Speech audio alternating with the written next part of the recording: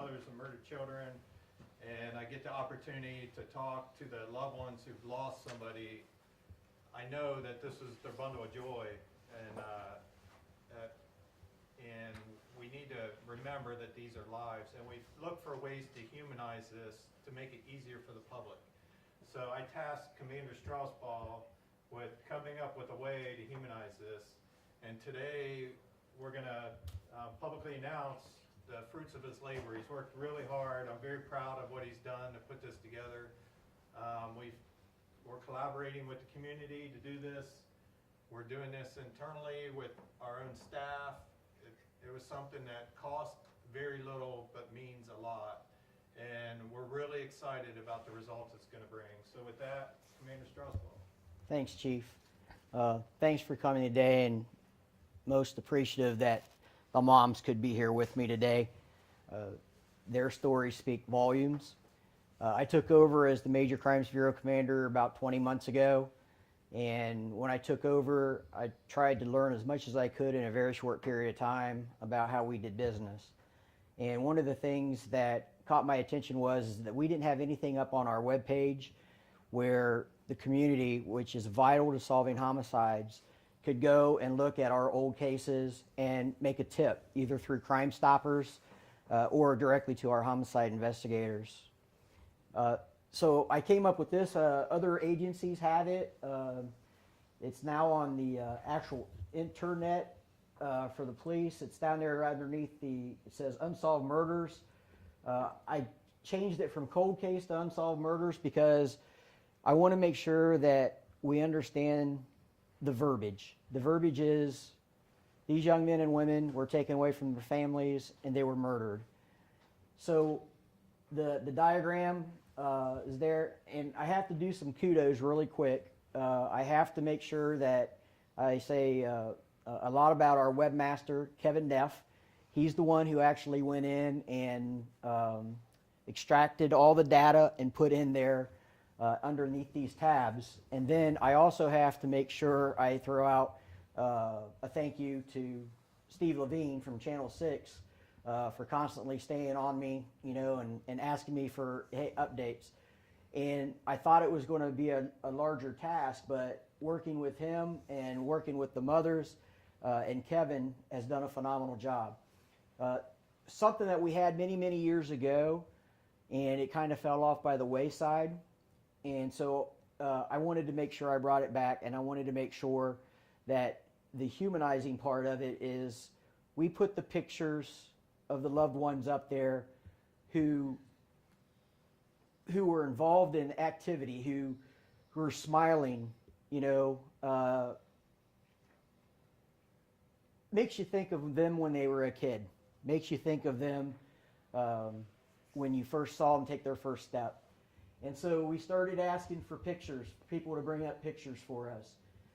You saw it on the screen that we've got back to 2019 or 18 on there.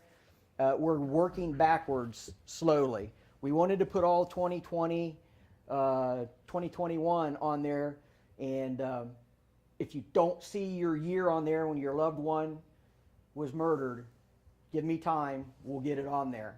And we'll get it on there so you can see it.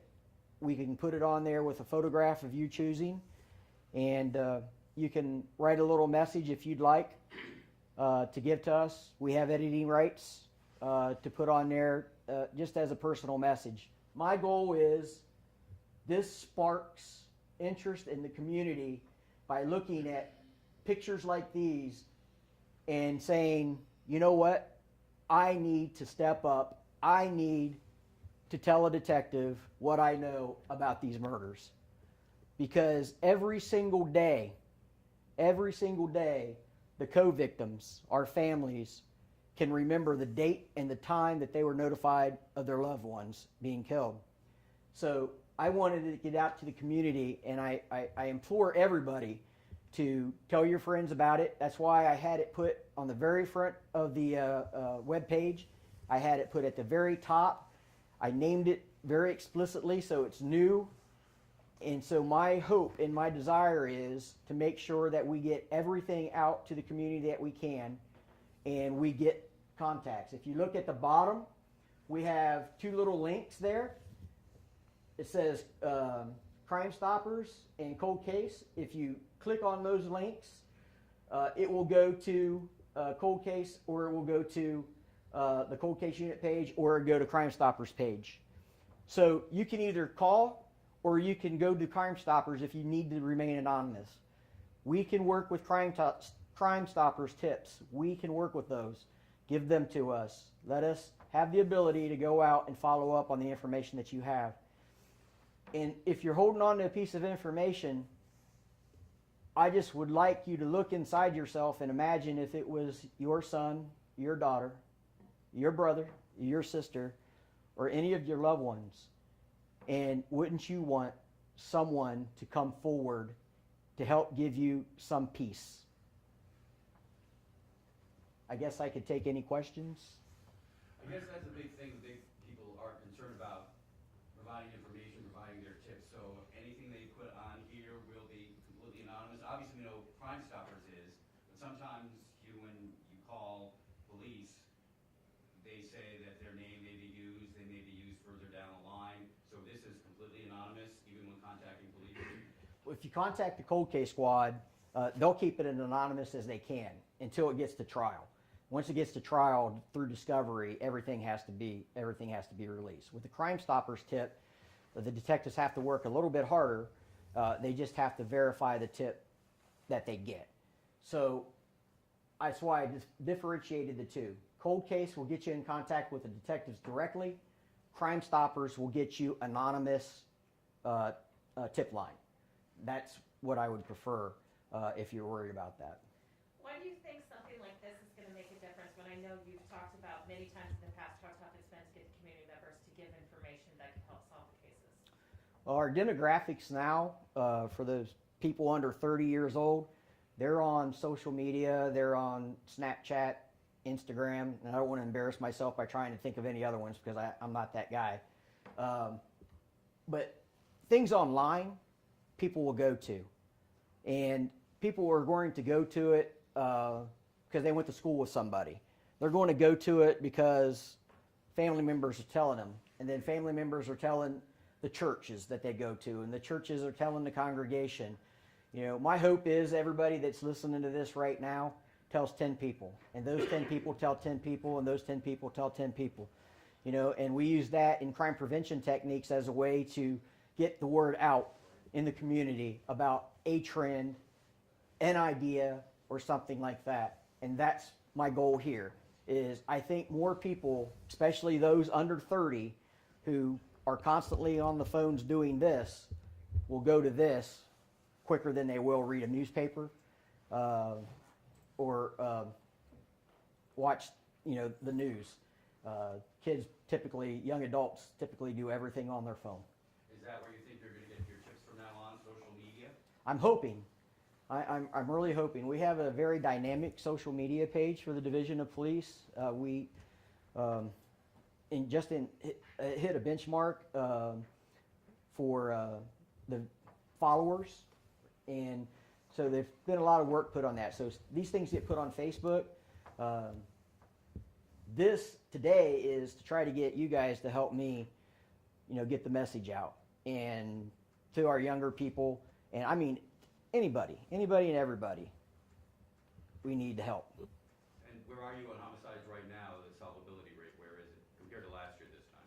Obviously you had a lot more last year, but... Compared to last year at this time, I can't tell you what last year's was because I don't have it, but I think we're like 48% right now. And we got some good leads. And that's another thing too that can be frustrating, that I hope this helps, is that some of our homicide detectives, some of the investigations are this close. They're this close. They just need some substantiation, and that could be somebody out in the community that knows something. You know, these are predators, and one of the things that I've learned here in the last 20 months is if they've committed one homicide, they've either committed another homicide or they're willing to commit another homicide. So the predators who preyed on these victims on these pages, those are the people that we need to get removed from the streets. They're called trigger pullers, and they're trigger pullers for a reason. it's sad because the impact that they have on families, extended families, is horrible. It's just horrible. And I also have to recognize Ms. Thomas St. Clair. I remembered the first part this time. She is the chair of the Mothers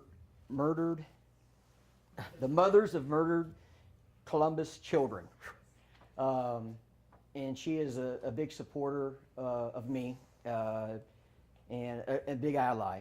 I know I can call on her to help me, and most of the pictures are generated on here as a result of Ms. St. Clair putting out the message to the mothers. And if you have a loved one on this page and you don't have a picture there, please send it to us. Send it to the cold case email on there, and we'll make sure that we get it on there. We want the picture showing them when they were at their best. How much do you think something like this is going to help, given how small the cold case unit is? I think it's going to be pretty good, because most of the ones that you'll see, if the active homicide investigators may also get it and pick up with it and run with it. And so that's why we started with what we had fresh first and working backwards. So my true hope is that 2021, 2020 homicides, people were as fresh in the mind, their record years, that they'll go and they'll check out those pages first, and then we get people to start working backwards. And when it gets to a point that my cold case detectives, feel overburdened, then I'll use active detectives. And then after that, I'll use felony assault unit detectives. And after that, I'll use robbery detectives. I'll use every detective that I have at my means to investigate a homicide. When did this go live? Is this live now? It's live now. Have you gotten any tips, any reaction yet? Not yet. Just put it up before you guys got here. So wanted to make sure it was live for you guys so that you guys could do what Chief Becker is doing right now, scrolling through it and using it. It really is something to help the families and to help us, that their loved one's not forgotten, because it can be years before a homicide is solved. And when I took over 20 months ago, I made sure that the people who work for me understood that the black binders that we call murder books is not a number. That's a person that's inside of that book. And that person had a mom or a dad or brothers and sisters. And so we started the humanizing of the murder books, 20 months ago. And it probably was done before then, but I wanted to come in with a clear expectation of my homicide detectives that these are people's loved ones, and I don't care what they did at the time that they were murdered. Someone murdered them, and that person needs to be removed from the streets of Columbus.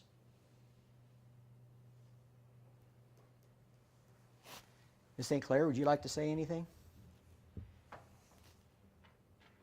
I think I got her choked up. Anyways, the moms are here for you guys to talk to afterwards. And I apologize, Steve, that I didn't get back with you that information last night. I totally slipped my mind. But I got you two moms here.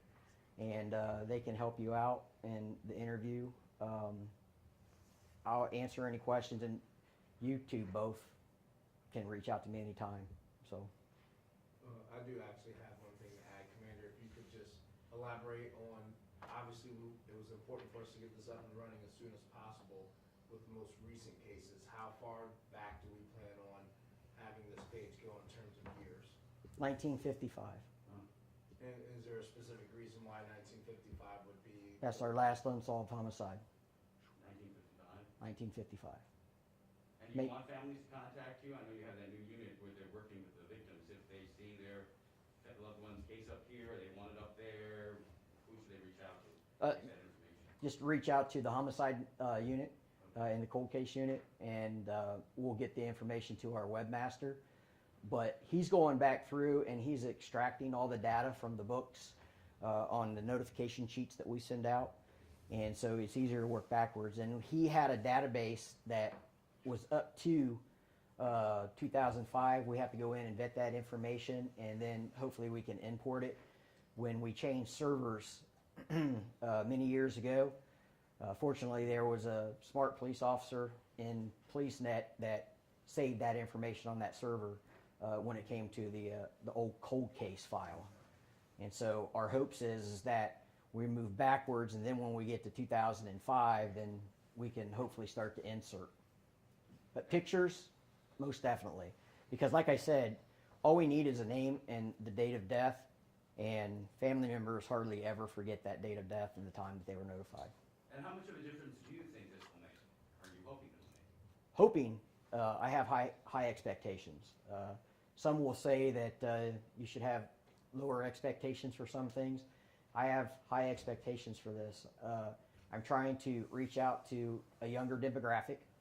I'm trying to make sure that the moms know that their loved ones are not forgotten by the Division of Police.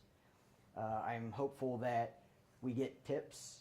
I'm hoping that maybe even if the person who did the homicide looks in the mirror and has a little bit of conscious that turn himself in. It's better to turn yourself in than have us come looking for you. Yes, absolutely. I'm sorry, I was trying to get off the phone before I said something. I was live on our demographics as well. Stand up next to me so they can hear you. We want to thank the Columbus Division of Police for this. As mothers, the biggest thing when our children are taken from us with homicide and violence, typically there's stereotypes that are implored on our children. And so many times the community may see what the child was involved in rather than seeing who our children are in our hearts. So to be able to get this opportunity to show our children who we see them as. Jackie Casimir, my adult division director, always says, they may be bad apples, but they're our bad apples. So to be able to show them in a light other than a criminal activity and to tell the community, please, say something. Say something. The smallest tip can break a case open. So we want to thank you on behalf of Mothers of Murdered Columbus Children for this awesome opportunity. Thank you, ma'am. Thank you. Anything else? Do you have plans to take this further onto social media? I know you guys have a Twitter. That's that guy sitting next to his job. I just get the. You can do it on Twitter and Instagram too. I just get the ball rolling, and I'm not a PIO. That's why I don't like public speaking, as you both know. But yeah, the more we get it out, the more, especially using technology. That's it's a force multiplier for us to use technology to solve murders, because as we have an increase in homicides with the same amount of homicide detectives, it takes away from each little case. But the force multiplier is the technology. It's the social media. It's the Facebook, Instagram, Twitter, all of those together. And like I said, any little tip is beneficial, and it could be the one that breaks it open. Or the murderer has a conscience and looked himself in the mirror one time and said, I need to change my life. So. And as you said, you're looking at the younger generation, probably has a lot of information about these homicides, since you're saying that the younger kids are involved in a lot of this? Yeah, as you know from the stats that we share with you guys, that 16 to 30 range is our demographic for homicides, and then males in general.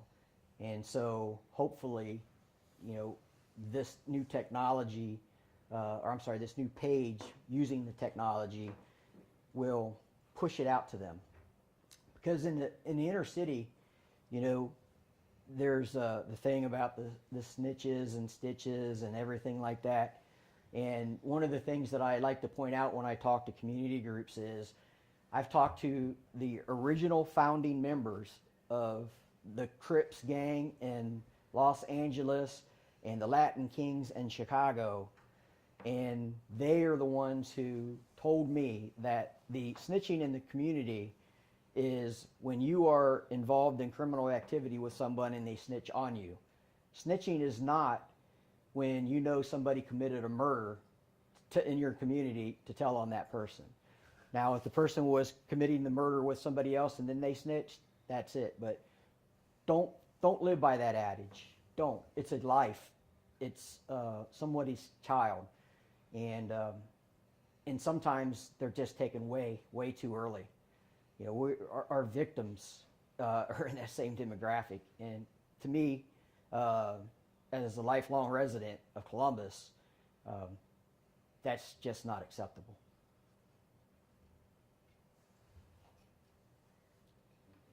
Sean, you have anything else? No, sir. Yeah, that would be, why don't we do that? We have, Do you mind if I talk to you first? Is that okay? Awesome. Do you wanna just set up over in this corner so I'm not so loud for Steve? and Good. vice versa? I can move. there's two mothers. Well, there's 3 Oh, moms. there's three? Yeah, Miss St. I'm Clair's the actually- mother. Well, I'm actually not doing blood I know personally. what you mean, Yeah.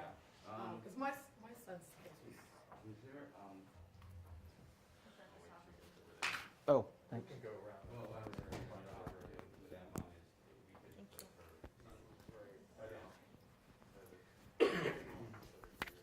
Congratulations. Do you want me to straighten? So who would we? It's over, but we're going for. Do you mind if I move you just right over here? That way I'm not interrupting Steve, hopefully. And we'll just swap it there. Yeah. Okay, here. Move the lead here. Where's he? Oh. Oh, I'm so glad you brought it up. I think that's what people don't understand for us too. It's so helpful for us to tell a story about who someone was and you can see who we're talking about. So thank you. Do you mind if I put this on you? I'm just gonna set this. We're up under, yeah. How are you doing today? Every day.